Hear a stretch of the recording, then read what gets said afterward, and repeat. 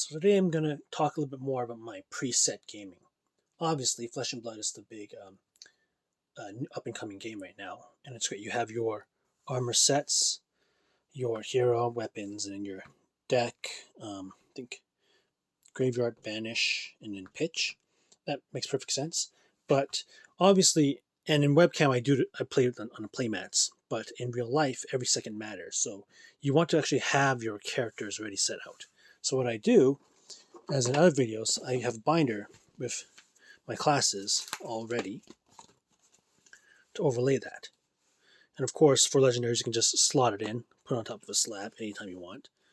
You have your classes, and then my deck can actually cover up the extra alt arts, banish zones, graveyards, and pitch zones if I don't have room for that.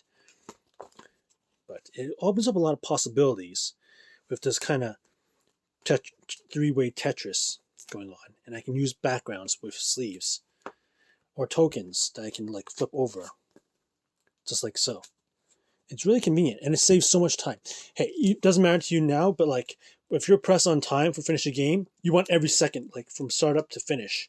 And of course, when your weapons are destroyed, just flip it over to slide in. It's very similar to the what was it? The Dragon Shield Nostromo? No, Dragon Shield Nomad. But just take a quad binder and do it. It opens up lots of possibilities. You can put in your alt arts, your other Quaking tokens, depending on class. You can make use of your character sleeves. Although some people don't like the character sleeves, that's why sometimes I just opt for a base design and just use black for like the side decks that can go inside. So it's really customizable for every single deck that you can have. Again, one of my more extravagant ones, I take the old Netrunner sleeves for Dash.io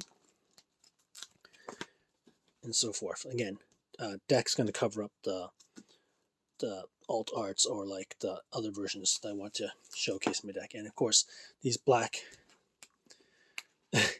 sleeves perfect for side decks. Now, that's just perfect for characters and sleeve variety. So what do we do with more turning the page or make use of the turning page event? Because we're still in the realm of 2D. I want to at least consider the realm of 2.5D or a bigger game.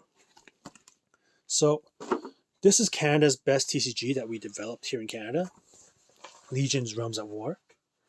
And it follows the same pattern, except you have like 1, 2, 3, 4, 5 zones for your warriors, 5 zones for your spells, and then 5 zones for your traps. Again, deck, discard, which is graveyard, and then banish zone. But your presets are also over here. So what I've done, another quad, like so. Deck, graveyard, eradicate, but your warlord is here. Portal, which is really important, Vel, synergy, and guardian. So this is like your commander, lieutenant, special ability. These are like cooldowns that work like in a video game. You press it once and then it cools down 6 turns. You roll dice. At the start of your turn, you have like a 3 countdowns till like your portal opens, and then all of a sudden your warlord and a bunch of stuff is available. And what happens in this battle for worlds and multiverses, which is really popular right now, is that after 3 turns, you just flip over your veil, and all of a sudden your realm pops open. Boom, everything. You can play your warlord, you can play your synergy. It's amazing. So I like to take it a step further using our eternal technology, which is like technology that will never go below a certain point. I call that for physical analog technology. Yes, it's improving over time, but will never decrease over a certain point. So, voila. Let's say I go 3 turns. Instead of changing the card, let's open it all up. Bring out the entire realm. For those of you who have like extra cards, this is what you can do. Foil out the entire background.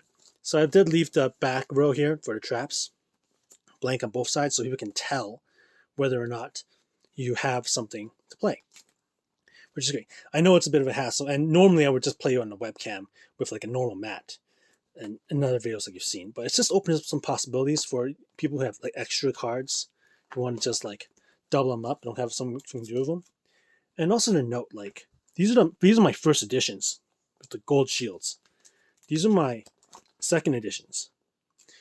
And interesting enough, the second editions are actually just as hard, or if not harder, to get. Because they're called secret drops within the newer sets. So there's something there for the collector as well. Obviously, we can still have our slots underneath here for tokens, summonables, or for our side deck if we want to play a different realm or a different synergy. Swip and replace that. So same concept as Flesh and Blood, except it's much more visually appealing with the entire realm. Also to note, Legion's Realms of War has a more color-coded scheme. You notice everything is like blue aligned with the cards. I'm not going to go into the deck, but like structure-wise, the blue is like this for all cards. And there's a bluish hue almost to everything. A gradient that comes over and a swivel. So that makes it very viable with these Mikuru sleeves you can get on Temu. So I'll show you some more examples. My Orc. Countdown 3. Boom. Open. Realm open. Do you love that? It's awesome. Angels. One of my personal favorites. All silver. Again, hidden drops hard to get. Countdown 3. I can either flip the card or boom. Flip over, open the entire realm. Isn't that great? I also have other realms too. Now, the thing with these Mikuru sleeves, you notice that you can actually see through a little bit of it. Here, I'll give you another example. Demons, right? You can actually see right through the card. It's great because it can show that I actually have a token. Guess red covers it really well. You can see the background of the card backs, and or the background of the realm, which is great because it shows me, like in the game, we know they're just backgrounds, but at the same time, you know that you could have side decked between rounds. That you know has another option for your synergy or for your guardians. I don't have the hidden drops silver guardian for this yet in the newest set, but it's there, so there's more utility I find involved. Obviously, you can just block it up, but realms are pretty much just realm cards. Everyone has it. It just adds a little bit more feel and in-depth for it. My Undead. Doom 3. Open. Bam. I just love it. Anyways, that's just a quick video. I'll just quickly flip through my Titans. Oh, here's a good example. So you can see the little background of the cards through these Mikuru sleeves, which is great because normally it's not for double-sided cards, but there's no really double-sided card effects aside from the Guardians, which already sorry, not Guardians, the Realms, which already are expected to flip over. And I already have an alternate one here. This is the different realm. So you notice these portals are different? Oh, maybe not.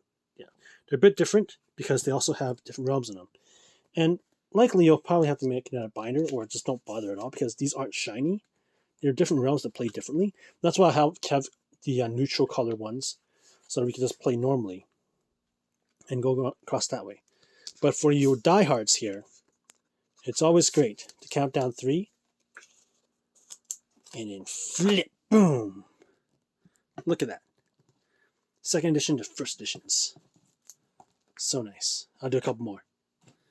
Dwarf. Countdown 3. Veil to Realm. And last one. Oh, I didn't put the Guardian yet. I do have 2 Guardians for this.